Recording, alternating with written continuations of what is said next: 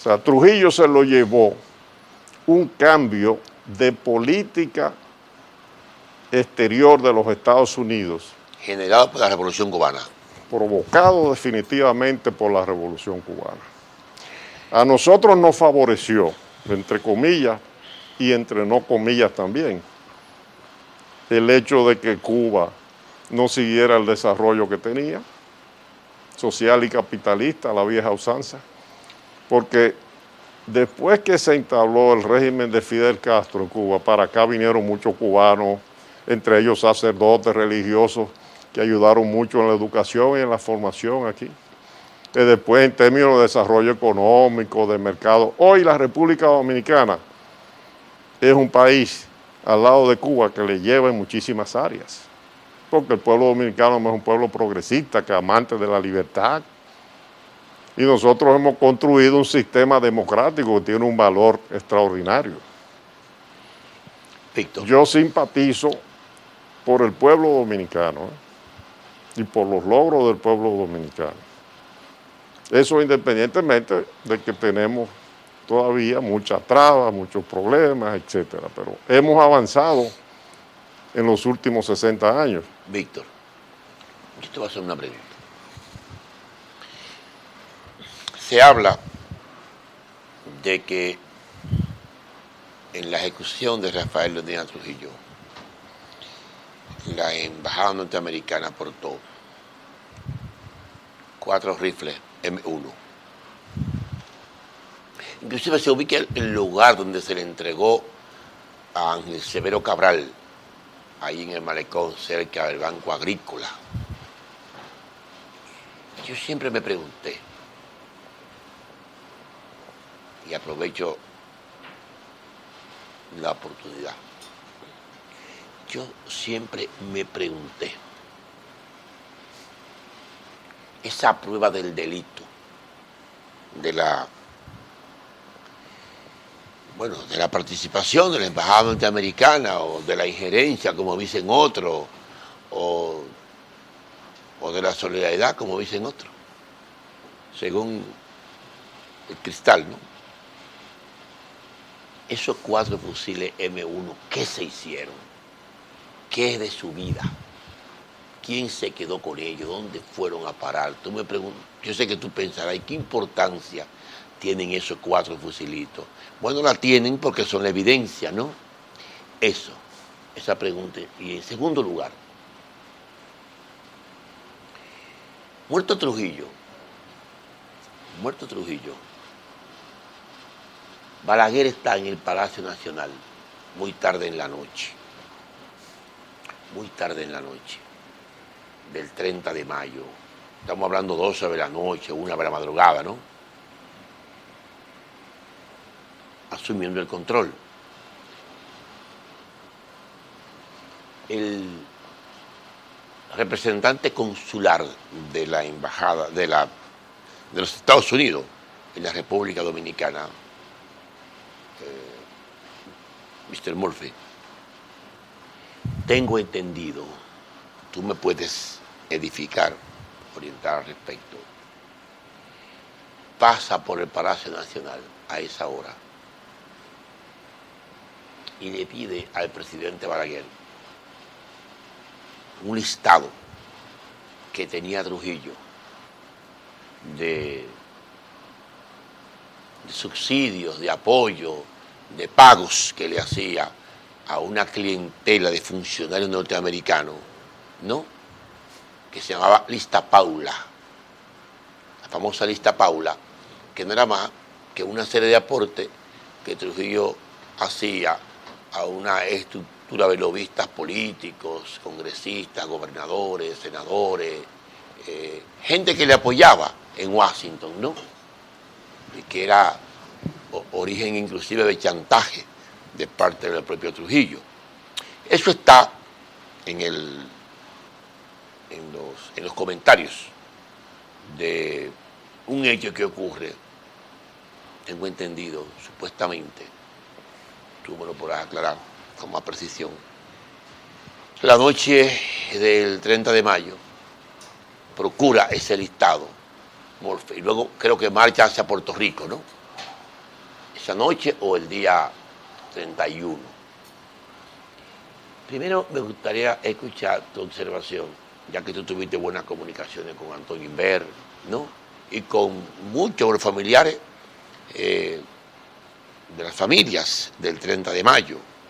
He visto mucho de tus análisis, de tus enfoques, de tu programa, y todo el país sabe que tú le has dedicado muchas horas de trabajo a ese tema. Muchos millares de horas, diría yo. No cientos de horas, no. Esa fusilería, ¿qué fue de ella? ¿Qué se hizo? ¿Qué se dice? ¿Quién se quedó con esas armas? ¿Las recobró la embajada americana, las recuperó nuevamente o sencillamente se quedaron en el camino? Bueno, en cuanto a armas, la embajada suministró 3 fusiles M1 y algunas pistolas y revólveres. Sí. Pero los conjurados del 30 de mayo tenían armas suficientes. Exacto. Pero ¿por qué la pidieron entonces? Se llevó uno de los M1 por lo menos y algunas de las pistolas se llevaron al atentado. Sí. Yo no sé si los 3. Si lo usaron o no. Sí, pero ellos tenían armas. Incluso la escopeta con la que Antonio de la Maza le disparó a Trujillo Sí. la noche del atentado no era de la embajada americana. No, la hacen ellos. Sí. La preparan ellos. Pero las armas eran importantes porque era una señal de apoyo. De apoyo. Se han hablado muchas cosas, muchas especulaciones, que sí, que se le iban a retirar el apoyo. La verdad es que los Estados Unidos siempre apoyaron en esa última etapa de la que hemos hablado, la eliminación física de Trujillo. ¿Pero hubo orden de parar el hecho o no? No, eso fue, mátalo, pero no diga que fui yo que te apoyé. ¿Tú crees? Sí, así es que... Eso te elogió. Así fue que ¿Qué sucedió finalmente? Así fue que eliminaron hace más de 1000 años a un arzobispo en Inglaterra, en Canterbury. Ya. Incluso ese el ejemplo del asesinato que ordenó el rey en Inglaterra en esa época está mencionado explícitamente en el informe que presenta el Senado de los Estados Unidos de América, en el 75. Sobre el asesinato de Trujillo. En el 75. Sí, pero es que le llaman asesinato. Nosotros le decimos aquí muerte, ajusticiamiento. Magnicidio. No, pero los Estados Unidos no le llaman ajusticiamiento, en los documentos oficiales dicen asesinato. Ya, por sus hechos. Bueno, porque cuando usted mata a una persona lo que comete es un acto de asesinato. Entonces, los americanos, los Estados Unidos de América, en los informes oficiales que presentan sobre la muerte de Trujillo lo llaman asesinato. ¿Y el que lo lleva a cabo?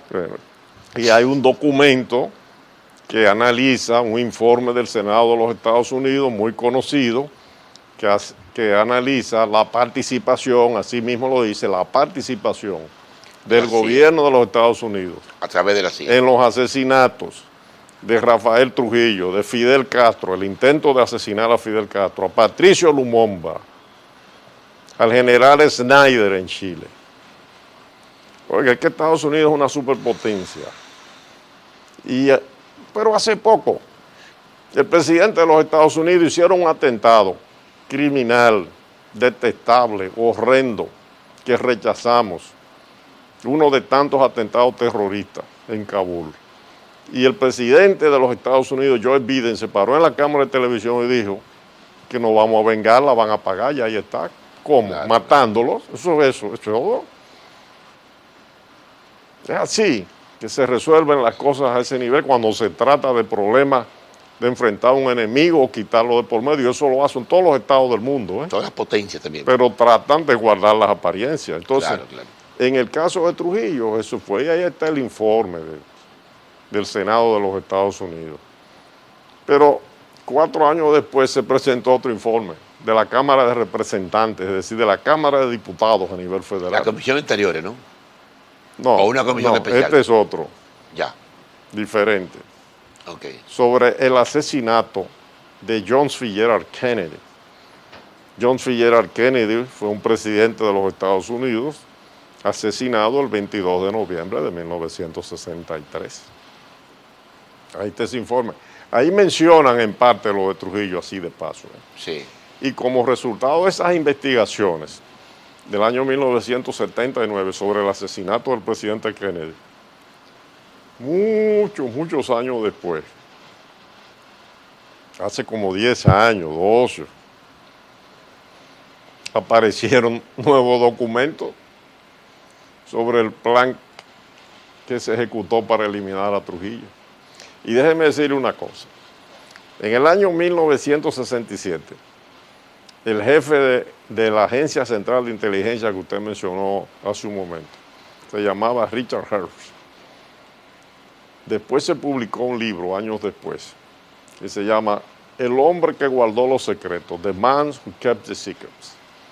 Y ahí se relata en ese libro de un autor muy, en esa época, prestigioso de Estados Unidos, que el presidente de los Estados Unidos, que era el vicepresidente cuando Kennedy, Lyndon B. Johnson, en una reunión con Richard Herbst, el director de la CIA, le manifestó su preocupación de que el asesinato del presidente John C.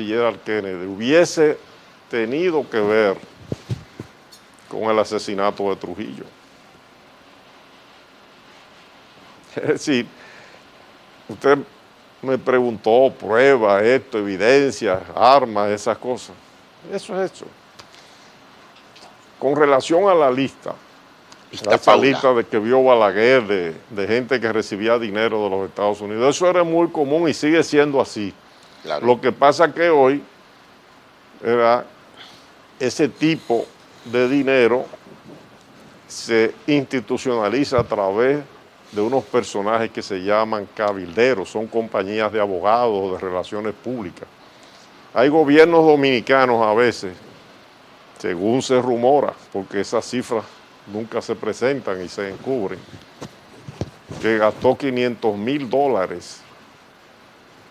para conseguir que al presidente de la República, no sé si es verdad o no este presidente, uno anterior, fuera recibido por el presidente de los Estados Unidos. O sea, eso sí que igual, pero de otra manera, disfrazado, acomodado. Pero Trujillo utilizó mucho dinero para influir en el gobierno de los Estados Unidos. En el año 1954, cuando él estuvo en España en el mes de junio y después fue a Roma a firmar el concordato, con él andaban 1 o 2 agentes de la Agencia Central de Inteligencia o que habían trabajado, pero siempre mantienen los vínculos, que después tuvieron que ver con el asesinato de Galíndez. Y el abogado, uno de los abogados, o el bufete de abogados de Trujillo, era el de Richard Nixon, que era vicepresidente de los Estados Unidos. Es decir, que le pagaban. Se habla de que son cosas que se tratan de obviar o de refinar, pero que son una realidad, que han sucedido, que han ocurrido. Víctor, se habla de que durante la candidatura de Richard Nixon, el general Trujillo, el presidente Trujillo, o el personaje Trujillo. Sí, pues ya no era presidente. Claro, por eso te quiero decir, sí. Pero todos sabíamos el jefe, que era la autoridad máxima de poder en el país, lo acumulaba todo, aunque no en términos de Estado. Aunque siempre tenía un rango de embajador itinerante o de gobernador de Santiago, como hizo en su último momento, siempre tenía un espacio oficial y una oficina en el Palacio Nacional, ¿no? Y lógicamente el rango general. Se habla de que Rafael Trujillo Molina hizo un recio aporte económico para la campaña de Richard Nixon. Sí, parece que eso es cierto, que es verdad. ¿Tú no crees? No es de tu lectura, habiendo sido tú un hombre público que conoce los resquemores que deja en los contrarios, el hecho de que, bueno, sabemos que los planes de eliminar a Trujillo y a Castro y a Lumumba se lo deja Eisenhower a Kennedy en el escritorio. No es Kennedy que lo elabora, sino que es un seguimiento de política. Kennedy los actualiza, Kennedy los pero actualiza, los continúa, le da seguimiento, le da continuidad a Estado. Porque además Kennedy quería deshacerse de Fidel Castro también. Sí, yo sé que sí. Pero sí, como también quiere entenderse con él en un momento determinado. Cuando le envía al periodista francés que lo visita el día de la muerte de Kennedy, precisamente. Sí, pero son lecturas diferentes. Jean Daniel. Exacto. Y Fidel Castro usó eso mucho después. Claro, exacto. Porque a Fidel Castro quisieron acusarlo del asesinato de Kennedy. Claro, lo hizo para defenderse. Sin embargo, después, muchos años después, se escribió un libro de 2 o 3 mil o 4 o 5 mil libros que se han escrito alrededor del nombre de John F. Kennedy. Claro. Pero específicamente con el tema del atentado que se llama Ultimate Sacrifice, Ultimate Sacrifice. En ese libro se presentan documentos, testigos, etcétera, que señalan que el presidente Kennedy tenía planificado una invasión a Cuba a principios de diciembre de 1963, es decir, 2 semanas después de la fecha en que fue asesinado, que por eso no se ejecutó. Y que el asesinato, además de Kennedy, que tiene que ver, según muchas cosas y documentos que se han publicado, especulaciones también, en ese asesinato se involucró la mafia americana que controlaba en Cuba antes de Fidel Castro el juego, la prostitución y las drogas. Pero ¿por qué se incorporó la mafia según ese libro, Ultimate Sacrifice? ¿Por qué se incorporó, se involucró en ese complot que le costó la vida al presidente Kennedy? Según estos autores, debido a que su hermano, Robert Kennedy, que era el procurador general de la República de los Estados Unidos, persiguió obstinadamente la mafia. Implacablemente. Y entonces, en esa invasión que se iba a producir, y era un golpe de Estado también, porque era combinado, según ese libro, con funcionarios del gobierno cubano. Hemos llegado al final de nuestro programa Política Exterior. Hemos tenido el grato placer de conversar con el embajador Víctor Grimaldi, un gran amigo, un ser humano excepcional, de quien tenemos gratos recuerdos como jefe de misión en Roma y de que recibimos todas sus atenciones, sus amabilidades y sus detalles. Será hasta el próximo domingo. Volveremos con otro programa con Víctor Grimaldi para analizar esos y otros aspectos que se nos quedan. Gracias y nos veremos.